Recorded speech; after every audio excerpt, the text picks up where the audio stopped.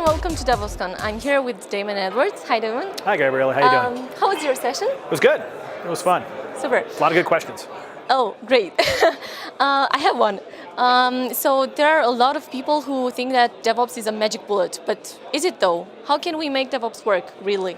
Yeah, I mean, well, DevOps isn't really a thing. That's kind of thing people have to get their mind around. Like, continuous delivery is a thing.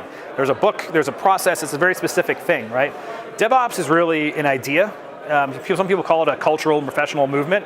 There's an umbrella of problems all around this loose idea of how do we build and deliver services and operate our organization with higher throughput, better quality, lower cost. So it's kind of an umbrella around a bunch of problems and an umbrella around a bunch of potential solutions or countermeasures for those problems. And it's an ongoing conversation. If you think about DevOps that way, then what you have to do is figure out, well, which of these problems do I want to attack first, and which of these countermeasures do I want, or solutions do I want to try to apply to those problems, and go from there. If people try to think of the magic bullet, the one way to do it, I'm going to buy myself this DevOps solution, it never really works. And who has to suffer, let's say, because during your session you said that ops are under pressure, and why is that? Well, because, there's two things. I think I was talking about that today's operations and enterprises, right? So in an enterprise, you imagine, they have the history of success, right? Something called legacy.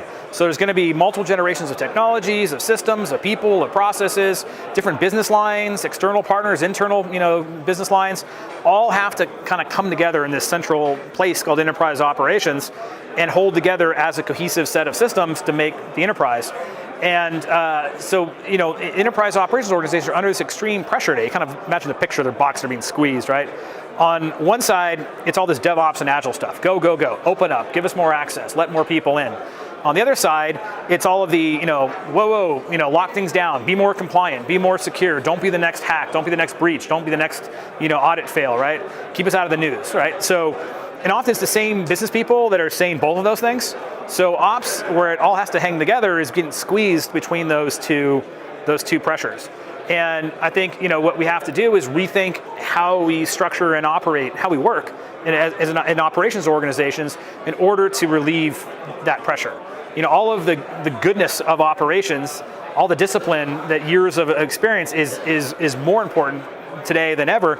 We have to rethink how it's delivered, when it's delivered, and where it's delivered, so we can relieve that pressure. Otherwise, you basically, the organization crumbles underneath it. Nothing gets done. Yeah. And does the management count in this scenario, or does it make it worse, or does it put further pressure on ops? Well, I think the management is just reflecting the desire of the business. I think what they're seeing is a lot of the standard things they used to do, which is, let's outsource this, or let's bring in more headcount, right? It's starting to lose its effectiveness, right? The kind of classic transformation. Let's bring in the next big vendor to sell us the right set of tools, because our tools must be bad. All the old plays they used to use aren't helping in this scenario.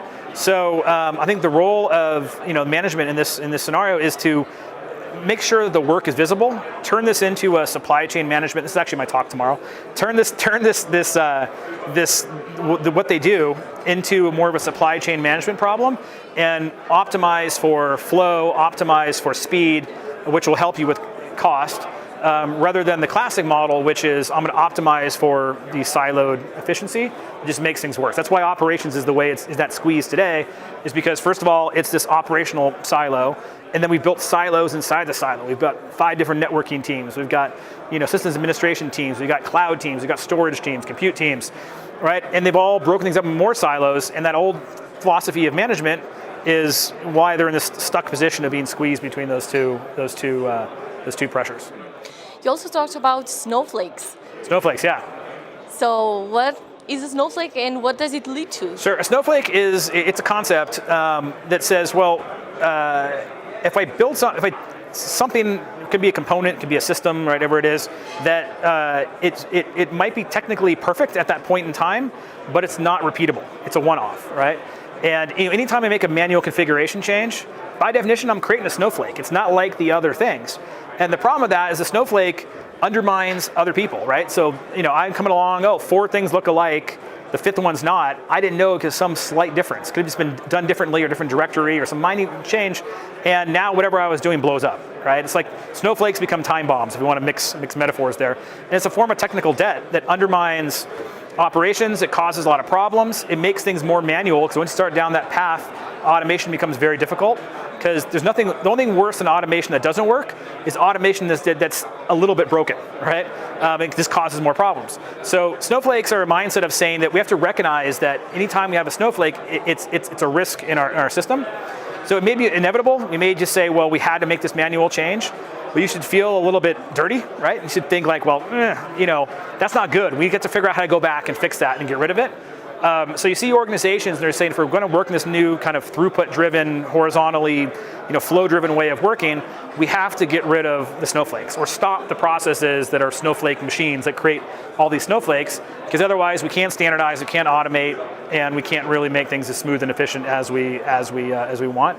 So it's another one of these DevOps kind of ideas that it colors how people are designing and running their operations. And costs are probably among the challenges, or the consequences? Costs? Oh yeah, definitely. Of Snowflakes. Well, right, yeah, because of Snowflakes, definitely, because everything's now more manual, right? So when you can't automate, things more manual, that's higher cost. When you have unknown conditions that are going to cause errors and problems, that causes problems, which rises up costs. Not just cost of solving the incident, like an outage, like we couldn't process transactions for an hour, but now you got to count all the rework, right, that it drove through the organization, the scramble and the bridge calls and everything else. So yeah, snowflakes are definitely the culprit of a lot of reasons why operational costs appear to be too high. And one last question, what is the most exciting part about DevOps, about the term? I think because you see, it's not just about, cool tools or new processes. It's not just about the business winning, it's about people winning. And that sounds kind of hokey, but the organizations that are succeeding in transforming this model of working, kind of the DevOps unicorns people talk about, they're better places to work. People want to work there, they enjoy working there, they attract other high-performing people to work there because it's a better way, it's a saner, better way to work, right? And I think that life for a lot of people in enterprise IT, especially enterprise operations, is kind of miserable. They're rolling the boulder uphill all day long, both ways. In the digital IT salt mine, right? I mean, it's obviously it's never that bad, but it's not a good. A lot of people wouldn't be doing this job if it didn't pay better than other jobs around them. And you take that point of view and you compare it to these high performers we see that people love and want to work there and thrive working there. That's the magic. And I think you can actually, improve people's lives by, making their work a lot saner, a lot more interesting, a lot more friction-free. Yeah. Well, thank you. Looking forward to the other session. All right. Thanks for having me.